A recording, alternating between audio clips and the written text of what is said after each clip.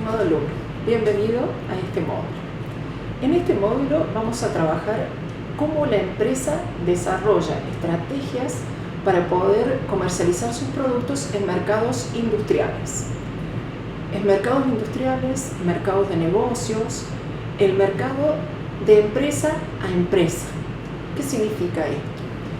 Las empresas no solo comercializan sus productos con los consumidores finales, como ustedes ya saben, también comercializan sus productos con otras empresas. El especialista en logística sabe muy bien que esta articulación tiene que ser muy directa y tiene que tratar de evitar encarecer los costos de los productos terminados.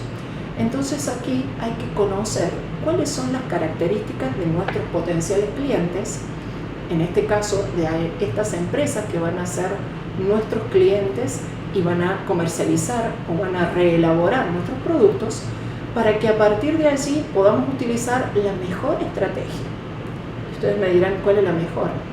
No existe una mejor estrategia definida de manera concreta. Todo va a depender de cuáles son las posibilidades que tiene nuestra empresa o la empresa que donde nosotros formamos parte, y cómo tenemos que planificar para poder entregar los productos de manera adecuada. Estos productos, generalmente cuando trabajamos con mercados industriales o marketing de los fabricantes o del fabricante, estamos desarrollando estrategias o canales de distribución que permitan acercarnos. ¿Cómo? A través de instalar nuestra empresa cerca de la empresa que va a utilizar nuestros insumos o los productos que fabriquemos.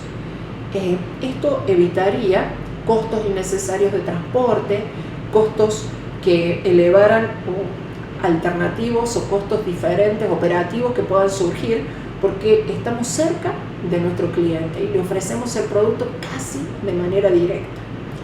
Esto permite a su vez disminuir los tiempos de entrega, permite ser productivamente mucho más eficientes.